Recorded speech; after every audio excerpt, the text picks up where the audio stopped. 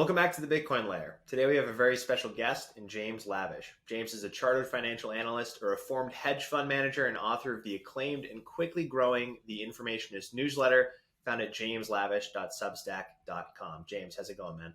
Yeah, it's awesome, Joe. Thank you for having me. I'm always happy to talk to you. Most definitely. You were at Pacific Bitcoin last week. Seemed very, very fun. Lots of warm weather. I'm sure, coming off of that, you've got whole new rejuvenation for Bitcoin, for macro. I'm excited to sit down and talk markets with you today. But before we get into all of it, James, give our audience a quick introduction of who you are and what you do. Sure. So I'm an institutional money manager, and I've been in hedge funds for 25 plus years. So, and in hedge funds, private equity, that kind of world. And so I've typically traded arbitrage and long-term investments like micro caps and deep value investments, real long duration stuff at the end of my career, and real short duration stuff at the beginning of my career. So I've kind of done all of it, but in that world. And interesting enough, one of the ways that I actually came to Bitcoin is through Saifedean's book, The Bitcoin Standard. And it was an integral part of me understanding and learning about Bitcoin. But to back up a little bit, how I got there is kind of important. So it was about 2018, and I was looking for something a little bit different to invest in. Personally, I had some extra capital, and I was thinking I want to get out on the risk curve, do something different, do something not in real estate or in private equity or even venture capitals, even further out. And I'd heard about this Bitcoin thing, and if you're in the institutional money management business, then what you typically do is, if you hear about something like this, is you go and talk to the experts that on Wall Street. And the ones who are, the ones who have all the background and experience in due diligence and analyzing these types of things. So I went to the technology analyst. This is a new technology, is the way I understood it. And I went and talked to them, and I asked them about this Bitcoin thing. And they're like, every single one of them, Joe, across the board. I mean, not one of them had any different answer except it's a Ponzi. There's no underlying value. That it has no inherent value. It's going to zero. Avoid it at all costs. You're just going to lose all of your money if you do that. And thank God they warned me, because the price was only $3,500 at the time, and so unfortunately I missed it. That's sarcasm, clearly. It was the worst non-trade of my life, and but they say that you get the price of Bitcoin that you deserve, and so I did. I missed it completely. So flash forward, and how I actually did get into this world eventually was, we were in lockdown. It was the pandemic, and I had left my hedge fund, the private equity firm I was working with, and I wasn't sure what I was going to do. I was trying to figure it out, and I was exploring some things. And my son, who's a senior in college right now, he said, "Hey, Dad, you remember that crypto thing you talked about with me a while ago?" He said, "I think you ought to give it another shot. I think you ought to try to buy some of these and do some research on them." And so on Wall Street, this is a long answer, by the way, just an intro, right? So on Wall Street, again, what you do is you typically will find something that you have a pretty good gut feeling about, and that you've been told that this is something you really want to look at, and you leg into the trade. So you'll buy a little bit of it, and that forces you to do some really serious research on it. You can't put it off, because you have a little bit of your money at risk. So that's what I did. I bought a little bit of Ethereum and Cardano and Solana or whatever. I bought a few things, and I started to dig in. And lo and behold, I quickly learned about Bitcoin and how it wasn't boring, and how it had essential properties in it that were different from all the rest. And I quickly migrated all of my money over to Bitcoin, got out of the other stuff, and said, that stuff is, I don't understand how that's going to survive in this environment. And so I switched over, and yeah, so that's kind of my start, and in this world, and that was in the beginning of 2021. And again, when you start learning, really learning about money, about the macroeconomic impacts to money, about the manipulation of money, about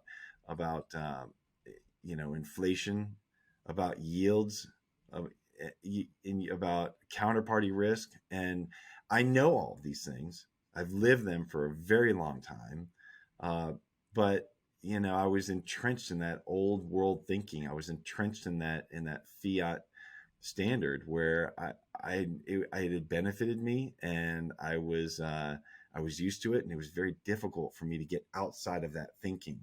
But people like Saifedean and Jeff Booth, these guys were really important, and obviously Michael Saylor were really important in my journey and helping me truly understand and break my mind open to thinking differently. And so, yeah, so here I am. That's fantastic. I've spoken to a lot of traditional finance individuals who generally follow a similar path of skepticism, followed by, all right, I'm going to buy a little bit of everything, followed by, sort of that period of enlightenment where they begin reading materials that are Bitcoin specific. And especially in the instance of Jeff Booth with The Price of Tomorrow, that was certainly impactful for me. And in that book, Bitcoin isn't even mentioned until the very, very, very end. It's Right. more so reframing. I think it's only a few sentences, if that, right? So Exactly. yeah. Like I think it helps to sort of reframe, traditional finance, where a lot of it is incumbent on this credit cycle, where rates and money and credit are far too restrictive for far too long. Something goes wrong, and then they're far too easy for far too long, and that's what we've been used to. And I think Jeff did a tremendous job of breaking out of that paradigm and explaining it pretty simply. And we'll talk about and what was so important about what he said, and what really clicked with me, he gave me the aha moment. I learned a lot about what the reason that Bitcoin is so important and how it fixes many problems. But Jeff's concept of the inflationary versus deflationary forces, kind of how they're coming in, they're going to collide. And it took me a minute to really think through that and why that mattered. But that gave me that aha moment of, okay, now I get it. Now I understand it. And that was really important. And just like you said, the system is what needs to be changed. And Bitcoin isn't an investment. It's not a crypto. It's a money system. It's an entirely different standard. And so you put all that together, and it makes sense. So that was super important for me. Fantastic. Absolutely. Obviously, right now, and I guess I want to ask you a question that shoots off of that. I've, begun thinking about Bitcoin sort of as a solution to this extreme monetary irresponsibility that we've just grown used to, this perpetual credit expansion and contraction, expansion, contraction. And obviously, it functions as a hedge to that credit expansion right now. We're living through one of the biggest regimes of global liquidity contraction, but on the other side of it, that's going to be met with extreme liquidity expansion, as it always has. And so from an asset perspective, it functions as a hedge when we see, the global liquidity tide, credit becoming easy once more. But also because of its deflationary or disinflationary profile, it alters human behavior as well. So not only as an asset does it function as a hedge for this extreme credit expansion, but from the properties of Bitcoin itself, it almost reframes human behavior to value the present more than in the future, rather, excuse me, more than the present. And that's not something we have in today's monetary environment, in today's investing environment, especially in today's interest rate environment. Um, Hmm. I'm curious to hear what, for you, do the properties of Bitcoin, do you think they fundamentally alter your thinking and the way that sort of value the future versus now? Yeah, I mean there are obvious benefits to it. The speed of transaction, how much capital, how much value you can move over a network, how much energy you can move over a network so quickly. The decentralized nature of Bitcoin, unmatched. The counterparty risk is eliminated, unmatched.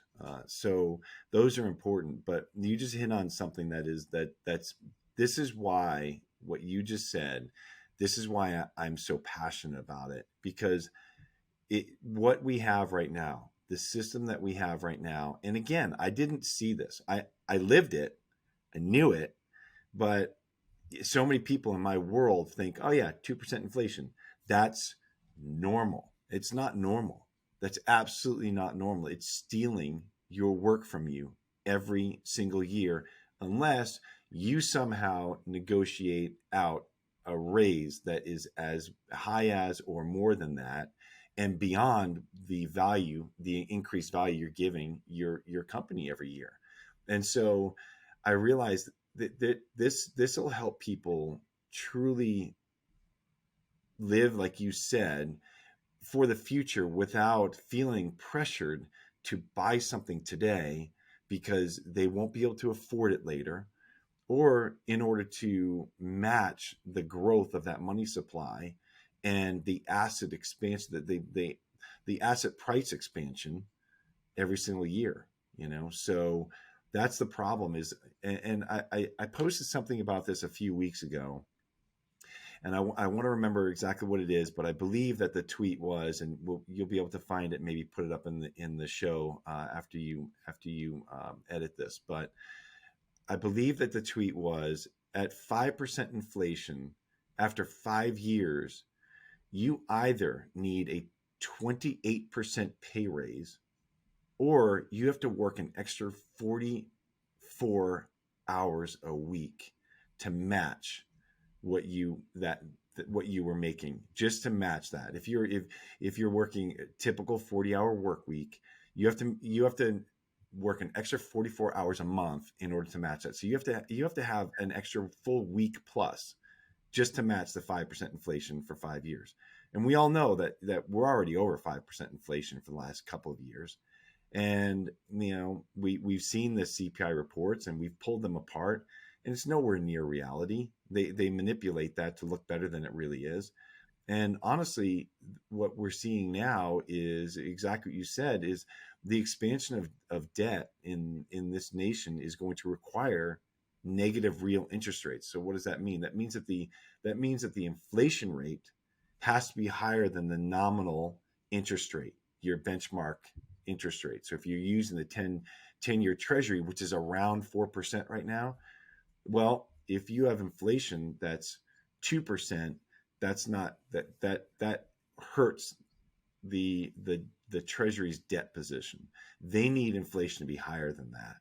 And we can get into all of that, but the bottom line is it's a manipulated system that it's pulling forward all of this production, but it's at the expense of the people who are producing it. And that's the way the system is set up. It's not, yeah, if you're worth tens of millions or hundreds of millions or billions of dollars, well, you own a lot of assets, and those assets appreciate at the same time that you have expansion of money supply, right? But if you don't have savings and you're just a typical worker, and you're faced with what I just explained, is that you're going to have to work an extra week a month to keep up with inflation or demand a pay raise. It's that simple, and it's just wrong. It's absolutely wrong, and that's why that is exactly why I'm here and trying to help people understand this. So Absolutely. That's a fantastic answer. And you're right. This Keynesian system that we've been living under, where everything falls back into this, sort of ethereal concept of stimulating and tampering down aggregate demand. It distorts economic reality. We've been in an environment of negative real interest rates for decades. And every time that we even minutely exit that environment and interest rates are positive real, then everything gets thrown into chaos. But in an actual unmanipulated free market, interest rates would always be positive real. And so we're essentially seeing, what happens when uh, interest rate manipulation too low for too long, trying to target inflation. It essentially misallocates capital at such a wide scale that once interest rates return to marginal reality, then everything goes bust. Yeah, yeah. So think about it. Like we just saw that, right? So that's the problem. The Fed, the central banks. It's not just the Fed. The central banks across the world are facing this dilemma now. They have manipulated for so much and for so long that now you can see things break if they try to do what's right in which is try to tamp down inflation. They can't anymore, so they have to do what makes it worse, which is print money. So let's talk about that. So you just saw it happen in the UK, right? So for your listeners who aren't aware of what happened in the UK, you heard about the UK, the pound selling off rapidly, and the UK pension funds that almost went bust. Well, what happened was the UK pension funds, okay, for your listeners, to keep it super simple, pension funds are they basically they pay out their members an annuity. Like, so if you're a member and you have a pension with this pension fund, then they have an agreement to pay you a certain amount of money every single year when you retire. So it's basically a liability for them. They know in the future they're going to have to pay that out, right? Um, so they have their capital invested trying to manage those future negative cash flows. But they know that they have to make a certain amount of money in order to meet those future liabilities, right? So, but when you have interest rates that are manipulated so low that it's very difficult for them to make returns, right? So many of them have bond portfolios that they have to own. They have to own a certain number of sovereign or corporate bonds and debt. And with interest rates so low, it's super difficult to meet that future liability. So what do? Well, they try to find different ways to lever up their investments in order to meet that liability. And so they were investing in these things. So if you're in the UK, you're a pension fund is actually it's called a pension scheme. So you'll see that in the news, but that's not really a negative connotation. It's just what they're called. But these pension schemes of funds were using something called a liability driven investment, an LDI. And so it's just a swap, right? And it's not inherently bad. There's nothing wrong with a swap. If you use them properly, they can actually hedge out risk. We use them all the time when I was investing for hedge funds. And so what you can use them to hedge out currency risk. For instance, you just hedge the currency through a swap, or you can hedge out a floating interest rate risk. So if you own something that's floating, you can hedge it. You can swap it for something that's fixed, and then you can predict what your cash flows will be off of that. So that's the good thing. But the bad thing is that swaps typically just they require you to put down a certain amount of collateral. Well, you can put down cash, you can put down treasuries, and so out in the UK, they were putting down UK gilts, the UK bonds, for these swaps, and they were levering up. So they were using them to enhance their returns.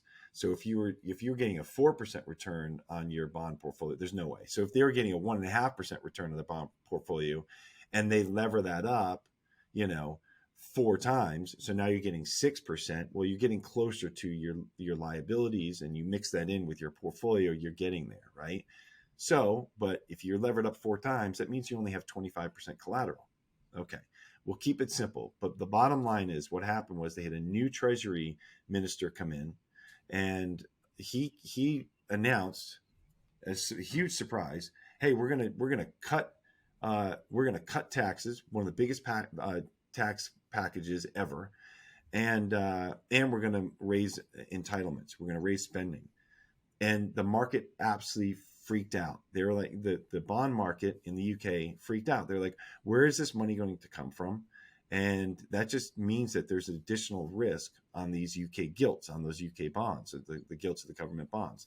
And so they started to sell off, and they sold off so hard and so rapidly that interest rates went up, the price of the bond went down, and it actually started to approach and went through some of these levels of collateral, right? So remember, if you for your listeners, not you, I know you know this very well, but for if you have something that you're margined on and you've put up collateral on it, well, there's a certain price that collateral gets to, that your broker, whoever you borrowed from, will say you either have to put up additional capital, or we're going to have to sell some of this in order to meet that margin call. And that's exactly what happened. So lo and behold, it goes to that price. Some of the pension funds sold some of the assets they had on their books, their UK gilts. So that made the price go down. Some pension funds got margin calls, UK gilts. So that made the price go down. So it just snowballed. And at the end, in the Bank of England got a phone call, or series of phone calls from pension funds saying, look, if you do not step in here and stop this carnage, we're going to be insolvent by this afternoon. It was that bad. And all that had happened, Joe, is the interest rate had gone up on those bonds. So perfect example of exactly what you're talking about. They have manipulated this so badly for so long that they almost blew up their entire pension system. And so what did they have to do? They stepped in, printed money, gave it to the Bank of England to buy gilts, buy the gilts in order to shore up the price and keep these pension funds and schemes from going insolvent. Absolutely ridiculous and incredible, but scary and telling about just how tenuous a position we are right now, that we're in right now with all this debt. Absolutely. And James, I must say, for our listeners out there, you explain complex financial topics. You articulate them extremely effectively. Go subscribe to James's newsletter, jameslavish.substack.com. I must say, I don't think I've ever heard someone explain liability-driven investment strategies as engagingly as you did right there. But we talk about this extreme bond volatility in the United Kingdom, as a function of this sell-off. New Treasury Minister comes in. He creates conditions where people, want to sell gilts, and then people who are holding these as collateral, are forced to sell them, creating downward price pressure. And the UK has to step in and be the marginal buyer of last resort. Now we can take this discussion in two ways. We can talk about both of these things, but that fragility in financial markets is somewhere that we are observing in several places. We're observing it in Japan, where they've also become the marginal buyer of their own debt. Yeah. We're beginning to observe it. The only buyer. They're only buyer. They're literally the only buyer. They're actually the only buyer. They own 103% of the float or something like that, which is mental. Yeah. So they own. They are the largest owner of Bank of Japan debt. So JGBs, the Japanese government debt. Bonds, the Japanese government bonds. There, I'm going to apologize right now. I'm fumbling over words because I spoke so much last week that I have no voice, and I'm a little bit fatigued. So I apologize, but we'll get to what I'm trying to say eventually. So they own over 50% of all JGBs that are outstanding, which is just insanity, So, and we can go into the reason of that, but the bottom line is, what's happening is you're seeing that as they're buying these bonds, and there's no other buyer, and other owners of these bonds are selling them, and so there's not other Japanese buyers except for the government. So what happens is these investors, and they're typically foreign investors, are selling these bonds, and they're going to get yield elsewhere, right? Because why are they doing that? Again, it's manipulation, right? So we'll walk through it so simply for your listeners. The Japanese government wants more inflation. So what did they do? They said that they're going to keep interest rates down. So it's cheaper to borrow. There's more activity. Prices go up. That's what they want to do. And they declare they're going to buy every single 10-year Japanese government bond and keep that yield at 0.25%. Now, meanwhile, the same bond in the United States is trading around 4% yield. So if you're in the UK and you're only getting 0.25% here, but you have the ability or the opportunity to get 4.5 or 4%, you're getting 0.25 here, you could get 4% in the United States. What are you going to do? You're going to sell the bond that's yielding 0.25%. You're going to buy the one that's yielding 4%. But in order to do that, you have to then you sell this bond at 0.25%. You get yen for that. You have to turn on and sell that yen and buy US dollars to buy this one. It's interest rate parity. It's a simple trade. And so what does that do? It makes the yen fall. And so there has to be a release valve somewhere. And that release valve is the yen. And so you've seen the yen go up, which is negative for the yen. It's more yen per dollar. And it's been trading somewhere between 145 and 150 for the last month, because the system is so manipulated that their own currency is getting absolutely decimated from it. So again, over manipulation. It's incredible. And what did they do? What did they do to stop that? They keep buying the 10-year, but they decided to also buy yen on top of it. So yeah, it's incredible, Joe. It actually is incredible that we're sitting in this spot right now. It's almost unbelievable. It leaves me speechless. Central bankers everywhere are getting the most the harshest lesson possible in what happens when interest rate differentials take hold, and your currency ends up being the release valve. And you're exactly right. They've now not only become the only buyer of some of the sectors of JGBs, but they're also backstopping the yen as well, because the yen is getting sold on mass into dollars to buy United States treasuries. And so I think even though, we've had a commensurate sell-off in United States treasuries, a bid will begin emerging for these treasuries before, other treasuries, especially here as the Fed stops tightening. There are a few other places where this debt monetization / intervention is taking place, currency intervention. In Japan's case, it was happening on both fronts, not just debt monetization, but also currency intervention. We're seeing that over in Europe, over with Italian spreads. They're narrowing for now, they're tightening up for now, but chances are moving into this global growth slowdown, once again, you're going to start to see some of those more fragile players, their spreads widening.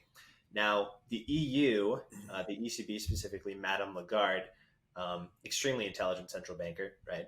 She has spoken many a time about their very cunning fragmentation tool. Oh yeah, and the way that I analogized this in a Substack post yesterday was sort of like, as these bonds sell off, right, beginning with your most fragile borrowers and then all the way up to your most creditworthy, like your industrial centers, your Germanys.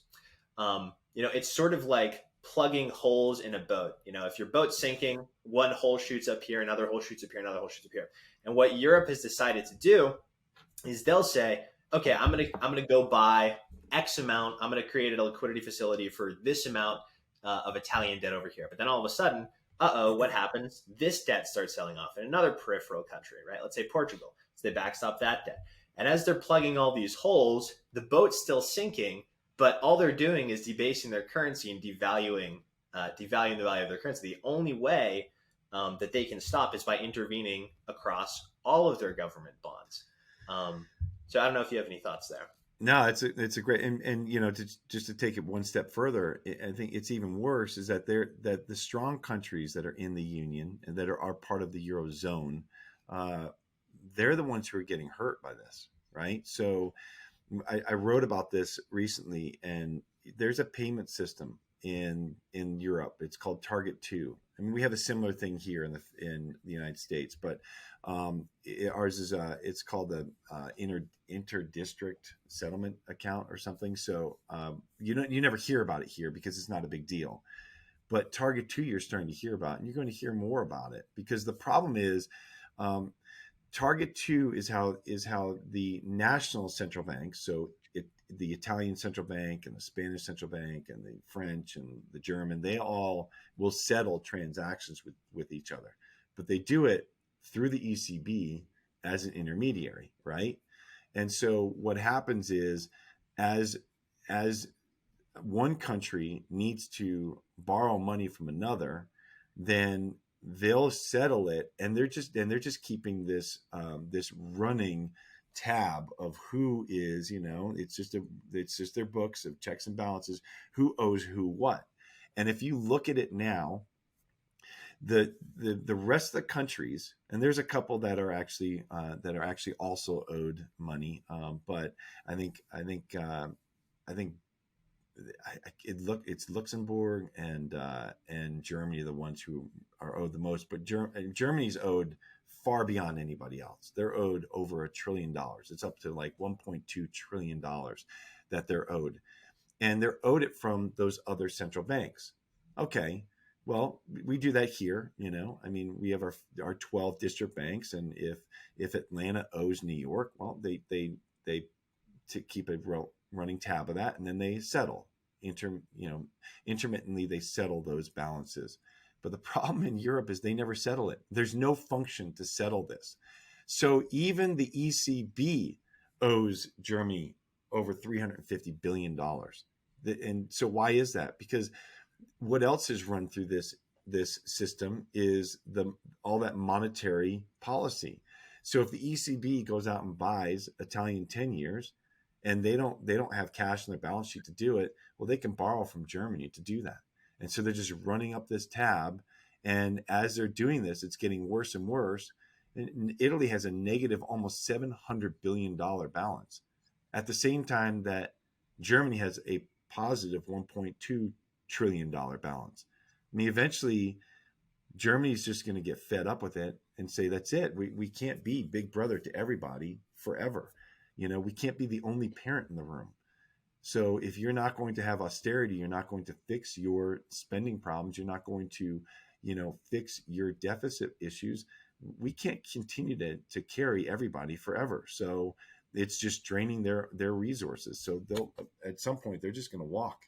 They will cancel their membership and say, good luck. So, and that's really what I see happening down the line, unless something changes between now and then. I think one of the things that has to change between now and then is the Fed's higher for longer mandate. It seems there's growing dissent among Fed speakers now. You're starting to see the Lael Brainards, the Mary Dailies come out and start to question the hawks in a public forum, and I think that will be good for global financial markets, because a lot of this funding stress, these currency shortages, this infighting between countries, intra countries in Europe and also globally, has been due to this dollar shortage, and the Fed really leads the dance there. And so talks of easing and then an eventual pause, that should alleviate some of the pressure on these nations, it seems. Oh, definitely. I mean, as the Fed raises a lot faster than anybody else. Look, the EU, they didn't even rate. They had negative rates right into this summer, right? We had already raised, 2 or 3 times, and they hadn't even touched their interest rate yet. And they were still at a negative interest rate, their target rate. I mean, it's just insanity, right? So, yeah, that's the problem, is that the Fed has raised to the point where other countries, other central banks are not keeping up. And so investors are searching everywhere for yield. And of course, they're going to come to the United States for that. But that's a great point. And I've been talking about it quite a bit. You've heard Greg Foss talk about it, and Luke Groman. And the issue is that if you just look at the United States, so let's just zero in on the United States, right? The problem is we have so much debt now. We have $31 trillion of debt. For your listeners, to give you an idea of how absurd that is, we only make right now for GDP, okay, our gross domestic product, we only generate $24 trillion in GDP, okay? So why is this matter?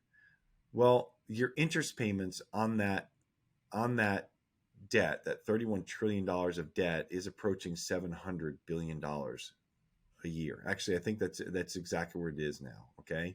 As the debt rolls off, you have to refinance it in order to pay off those old notes, because you don't have the money to pay them off. So you've got to refinance and pay off those old notes at a higher rate. As interest rates are going up, this is getting worse. But where do we stand now? The problem is those interest payments are higher than the amount of cash we have for them, right? So we're operating in a deficit. Why is that? We walk through the numbers really, really simply here, and using the big numbers from 2022. And this is from the Congressional Budget Office themselves. These are the numbers that they put out on their balance sheet and exactly what they expect. So you know that these are very optimistic numbers. And we also know that they haven't kept up with what's happened this year yet, because these numbers came out a few months ago. But just for simplicity's sake, right? Right now, the expected tax revenues for 2022 are $4.8 trillion on that GDP, right? So your gross domestic product produces these tax revenues from capital gains taxes, corporate taxes, individual income taxes. Okay. That's how much money you're getting each year in order to budget out for. The problem is our mandatory expenses. The two major items in mandatory expenses are, you've got your Medicare, Social Security, Medicaid. These are your entitlement programs. That's $3.7 trillion. The second one, which is it's not mandatory, but there are invoices for them. They've got agreements and contracts with companies to build defense products and to spend money on defense. Well, that's slated to be $800 billion this year. Okay, so now you're at 4.5 billion, 3.7, 800, 4.5, right? All right, so you've got $4.8 trillion of income coming in. You've got 4.5 trillion of mandatory expenses going on. Let's forget all the other things that we're wasting money on. Just those things. That leaves $300 billion for interest expense. But I just told you that we're up around 700 trillion now. Or 700 billion now. So 300 billion, 700 billion. You don't have to be a math genius to see that we're operating in a deficit, right? So we're $400 billion in a deficit, 10%. So almost. So that if we were a company, we would be considered a zombie, because we're not even covering our interest expense. Okay. But then take it even further. I sat down with Larry Lepard last week before going up on stage, and we walked through the pro forma of what it looks like next year. So if you add in everything, we're actually operating at a $1 trillion deficit right now. So we're at about a $1 trillion deficit. That could be as bad as 1.4 trillion because of the student debt, but let's just put that out because we don't know if that's going to get signed. It's in a battle right now. $1 trillion we're in deficit today. Now, if you take the one-time tax boom that we had from 2021 because of all of the spending and all of the money printing and the capital gains tax, we had about a $600 billion higher tax revenue income than normal. So just put that over there, $600 billion. Okay.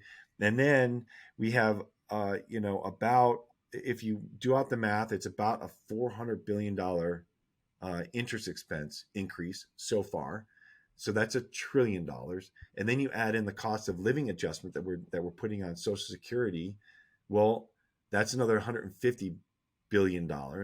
So now you're at 1.2 trillion of delta between last year and this year and next year.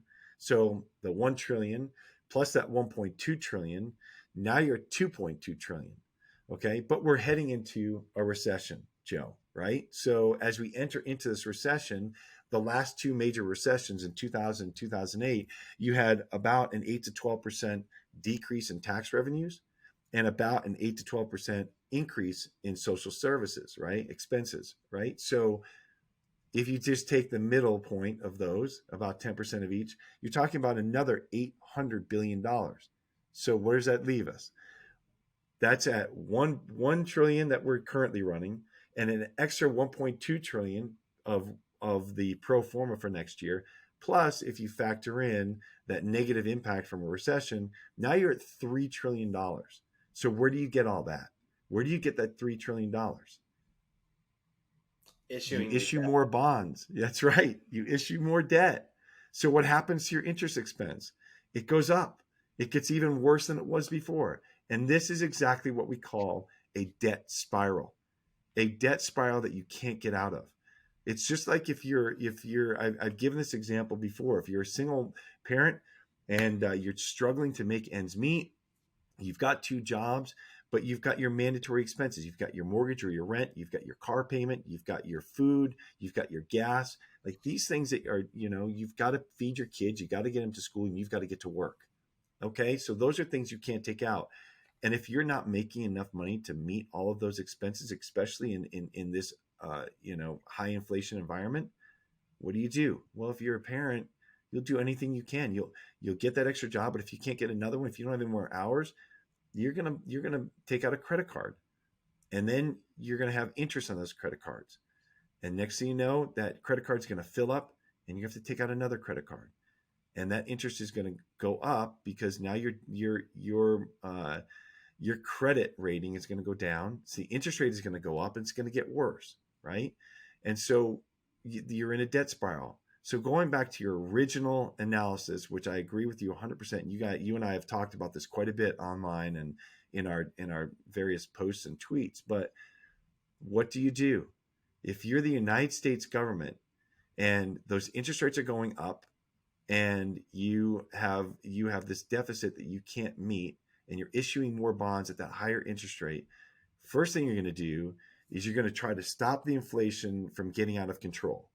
Okay, so you raise high and hard as quickly as you can, and then you stop, and you let inflation run a little bit hot. Why do you do that?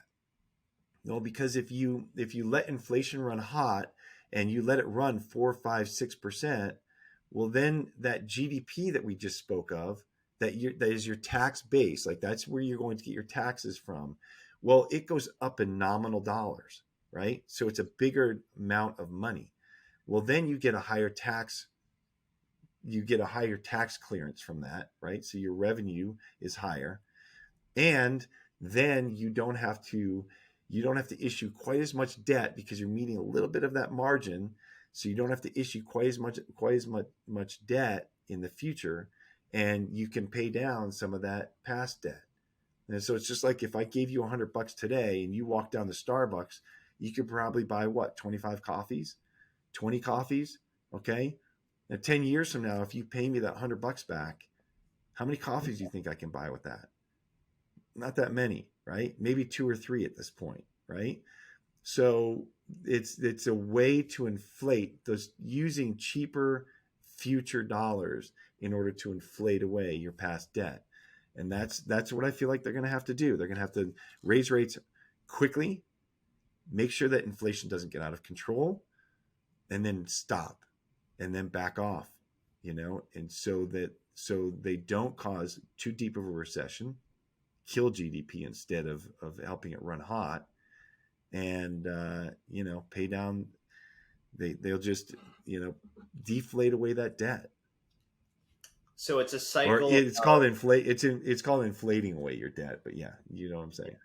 So it's a cycle of inflating away the debt through creating this inflation, followed by this debt monetization. And I have a statistic. You mentioned $400 billion interest expense on the roughly 20.21-ish trillion. Yeah, if you've done some math work on it, I want to hear it. Yeah. So I've got it in front of me. I just got the screen in front of me. Just simple pen to paper math.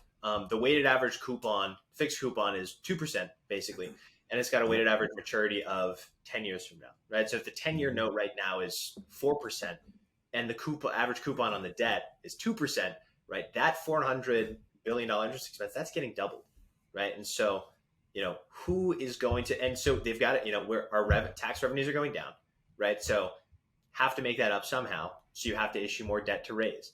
But you already have to roll your debt at a 4% rate, right? That's And right. so that higher issuance is going to push that rate even higher. And so falling tax revenues, right? You've still got to issue this debt in order to pay, in order to pay down those revenues, in order to raise your revenues and pay this off. Who's going to be the purchaser of that debt? The United States That's a Federal good Reserve. question. Yeah, because you have so much debt now, right, Joe? You've got $31 trillion of it. And Lynn Alden talks about this. She said, "Look, you're getting to the point where you're crowding out other balance sheets. Like, whose balance sheet is big enough to take on all this debt? Who can just take down $1, 2, 3, 4, $5 trillion of debt? Like, you're crowding out these balance sheets, and so that's why you have to step in. That's why Japan has to step in and buy their own debt, and that's why we're going to have to step in and buy our own debt. Why are we going to do that? Well, we need the treasury market to remain stable, to remain liquid. Well, if you need the treasury market to remain liquid, you need there to be enough buyers. And so if you're crowding out other buyers because there's just so much debt that you have to issue, you have to start buying your own debt. And this is where you get into the whole debt spiral where you just can't get out of it. And the reality is, if you're in a country that you print your own money, you can just print your money and buy your own debt, and you won't default, but eventually you will lose enough confidence from foreigners that they'll stop buying your debt. And that's what's going to happen in Japan. That's what's going to happen in Europe. That will happen in Canada. And eventually it will happen in the United States, but it will be last. The United States will benefit from this, and they will swallow other currencies whole as we go through this transition of seeing all of this debt being dismantled across the world. And that's just where we're headed. There's just no way around it. And I'm not predicting this happens this year or next year. It may be a few more cycles, with the United States being the reserve asset of the world with the US Treasury. Everybody uses dollars, and the majority of countries use dollars, and they have, anybody who doesn't have their own debt denominated in their own currency is likely using US dollar denominated debt. And so they need dollars, just what you said, dollar shortage. And it's just the way it's going to happen. So eventually, it's reality. It's just math, as Greg Foss says. It's just math. It's just There's math. no way around it. Absolutely. And so I fully agree with you that the United States will sort of be the last shoe to drop here in terms of having to step in, buy its own debt ad infinitum. It's going to be the more fragile nations Did first. you just use a Latin phrase on our? I did, yeah. I've got a pretty Latin impressive. degree. I've got a Latin fiat degree back there. I got to use a little bit of Latin. We also love the ceteris paribus. That's another one that we love to use. But the United States will certainly be the last shoe to drop, right? These other fragile nations, we saw Europe having to intervene. Japan has been intervening for decades, England. And now it seems like Europe is going to be one of those individuals who has to step in and sort of monetize their debt. But this structural demand for treasuries and the fact that we are the world reserve currency with dollars is going to allow us to skirt by a little bit. And I agree, this will probably play out over several decades where the U.S. eventually has to intervene. The way that I want to close this out, we've spent a lot of time speaking about debt monetization, credit expansion, these extreme distortions caused by central banks. Is there an asset that you can think of that benefits in the face of perpetual credit expansion? You would think, Joe, that gold would benefit greatly from this, right? The problem is gold has been manipulated for a very long time with paper. Now, I do like hard monies. I do like gold and silver just because they are hard money, and because I'm a risk manager, I just can't go all in on anything. But the one single asset, and you and I have talked about this quite a bit, and you led me right down to the road, right? So the one asset that stands above all the rest, that doesn't have counterparty risk, that is easily transferable, that you can store billions of dollars in, now, and in the future, you'll be able to store trillions of dollars in. And it's trustless, decentralized. It can't be manipulated. Is Bitcoin. There's just all paths lead to Bitcoin. It is the most pristine, perfect asset that I've ever seen. And I am fully on board with helping people understand why and how this becomes the United States. It becomes a global reserve asset because there is nothing else that can compete with it. Nothing. And so eventually, hopefully what happens is that we run on this parallel track for a while. We don't have an implosion of the whole financial system. That would be devastating.